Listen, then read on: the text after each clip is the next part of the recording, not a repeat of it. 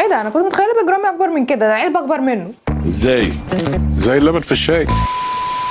ازيكم؟ تعالوا نجرب حواوشي الرفاعي بتاع عابدين. الاول كان هو فرع واحد بس في عابدين، وتلاقي عليه بسم الله ما شاء الله ناس قد كده اهو، يعني تفهمش متلمين كل ده على ايه. ومؤخرا مره واحده كده فتح كذا فرع، فيصل وزايد والرحاب وحديد. فتعالوا نشوف بقى هل الرفاعي بتاع عابدين يستاهل الصيت بتاعه ولا لا. النهارده طلبت حاجات كتير جدا جدا، منها بيج رامي حواوشي نص كيلو، وصاحبة السعاده، وحاجات كتير قوي. يلا بينا. انا عايزه ابدا باكتر 3 حاساهم مميزين، حواوشي ضاني وصاحبة السعاده وبيج رامي، عشان هو مقلبز كده. ايه مش بيج رامي اللي مقلبز، لا بيج رامي يا مامي. ونص كيلو كده وشكله كبير، حتى العلبه بتاعته كبيره. تعالوا نبدا بالضاني ونبدا نطلع واحده واحده. بسم الله الرحمن الرحيم. حواوشي ضاني ب65. جايبين طحينتنا بفلوس ومخللنا بفلوس برضه.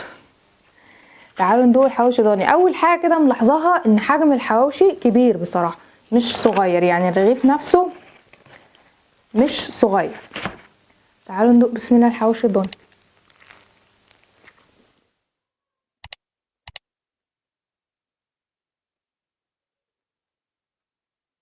هو اولا كده حواوشي ساده خالص.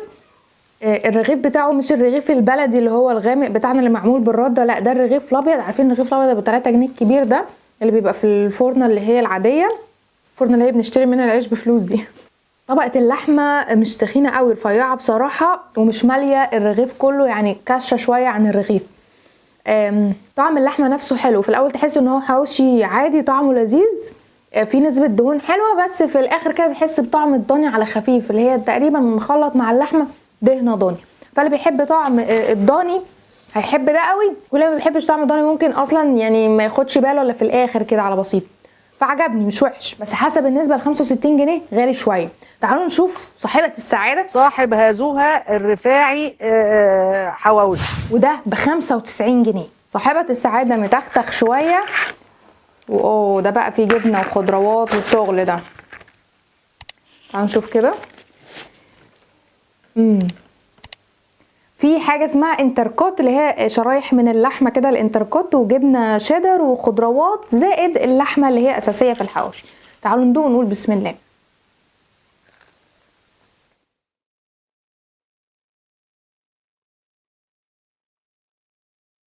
ده جامد قوي، ده حلو قوي.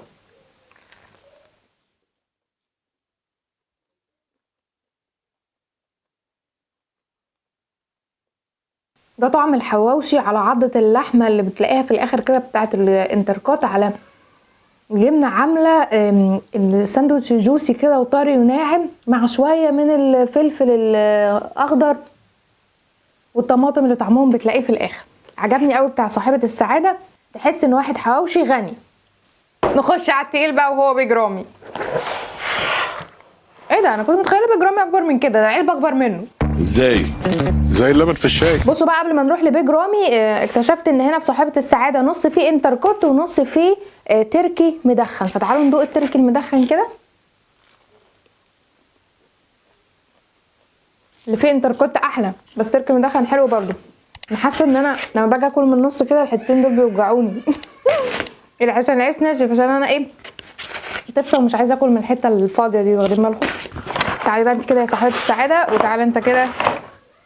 تعالوا بقى نخش على التقيل بيج رامي، اللي هو المفروض ان هو نص كيلو حشو. ده بقى فيه تركي مدخن، وفيه انتركوت، وفيه مشروم، وفيه خضروات، وفيه بسطرمه.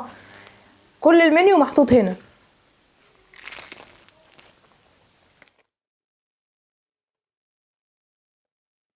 ده عك قوي، ده ما بقاش حواوشي خالص، ده فيه زيتون حتى. هو مفيش حاجه بتستخبى ولا ايه؟ فهو طعمه كده كانه بيتزا على عيش بلدي، واكتر طعم ظاهر فيه قوي مش طعم اللحمه، هو طعم البسطرمه.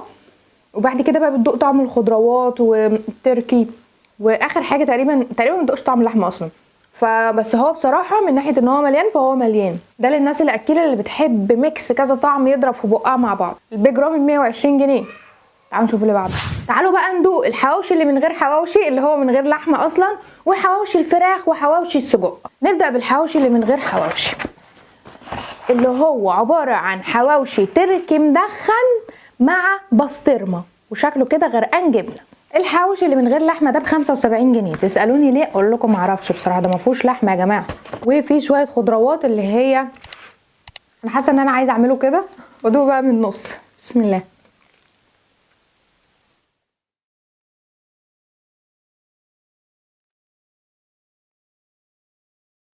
وحلو قوي بس قالب على فطيره. يعني عارفين الفطير الشرقي اللي هو بيبقى محشي جبنه وبسطرمه وتركي وخضروات، بس بيبقى ايه فطيره بدل العيش الابيض ده. فهو مش طعمه حواوشي خالص، هو طعمه فطيره شرقي بس جميل مش وحش يعني مخدوم. حواوشي بقى الفراخ ده حواوشي فراخ جبنه ب60 جنيه. تعالي بقى يا طحينه كل شويه انساكي. والمخلل برضو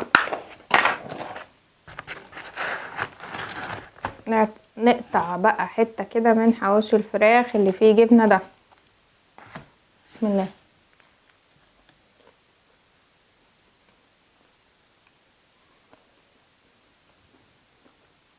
طب والله حلو ده كانه لحمه. انا لو انا مش عارفه ان ده فراخ مش عارفه الفرق ان ده فراخ ولا لحمه.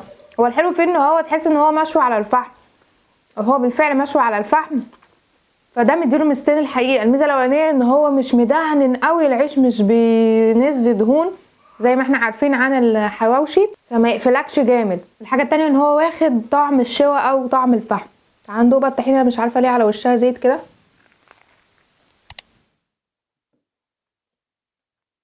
ومخلي. ما ينفعش نكون بناكل حواوشي الا لما ناكل جنبه طحينه ومخلل. بالنسبه لي حواوشي الفراخ حلو زي حواوشي اللحمه لانه واخد تقريبا نفس التتبيله. والجبنه مش بتدي طعم للحواوشيايه، ولكن بتديها ايه طراوه بس. تالت واحد وهو ميكس السجق. ميكس السجق ده يعني سجق مع بسطرمه. يلا بقى نخش في ميكس السجق على طول. قلت لكم بكام؟ ب 75.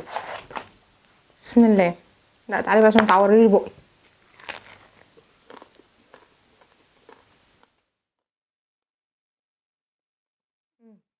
هو مش سجق ومتقطع، لا هي لحمه مفرومه واخده تتبيله السجق. تمام. فتتبيله السجق بصراحه طعمها حلو قوي قوي. بس انا كشخصيتي انا ما اخدش بقى معاه ميكس بسطرمه، لا اخد السجق بالجبنه بس، لانه طعم السجق حلو، طعم البسطرمه معاه اوفر وفي نفس الوقت مملحه زياده. اخر اتنين. تعالوا بقى لاخر اتنين وهم الاكثر مبيعا، وهو كاتب كده في المنيو ان دول الاكثر مبيعا عنده. هو حواوشي دبل جبنه وحواوشي ميكس تركي. تعالوا ندوق الدبل جبنه.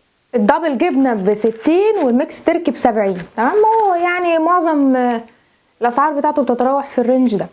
الدبل جبنه ده بقى عباره عن، هو مش دبل ولا حاجه، هما ليه كاتبين دبل؟ في شويه جبنه كده على قدهم وحته طماطم وفلفل رومي عشان ايه. يلا بسم الله.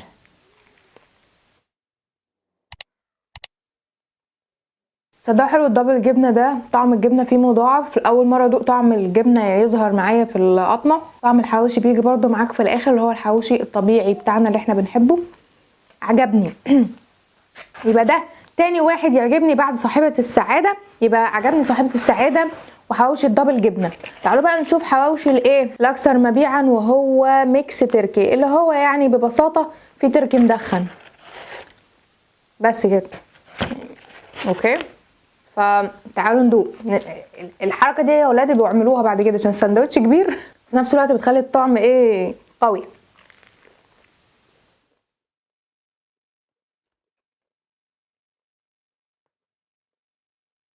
هو طعمه جميل بس مش احسن حاجه في الدنيا. يعني هو حلو بصراحه الميكس التركي مع اللحمه، وده النص التاني من صاحبه السعاده. فانتوا هتدوقوا الاتنين. يعني الميزه في صاحبه السعاده كده. وعموما بصراحه الكواليتي بتاعته حلوه. الحجم كبير يعني بالنسبه برضو للسعر غالي، بس الحجم لحد ما كبير. يعني هتاخد واحد هيشبعك. وجودة الخامات اللي هو مستخدمها بصراحة حلوة. مش تحس ان انت بتاكل حاجات غريبة. حتى البيج رامي كان كتير قوي على بعض بس تحس انك دايق طعم كل حاجة. النهاردة عجبني اتنين ودي برضو اذواق. حواوشي دبل جبنة وصاحبة السعادة. بيج رامي حلو شوية بس سعره غالي قوي والناس معينة اللي تحب كذا حاجة كتير على بعض. تقريبا جبت لكم المنيو كله بتاع الرفاعي. قولوا لي بقى في التعليقات ايه اكتر حاجة عجبتكم. باي باي.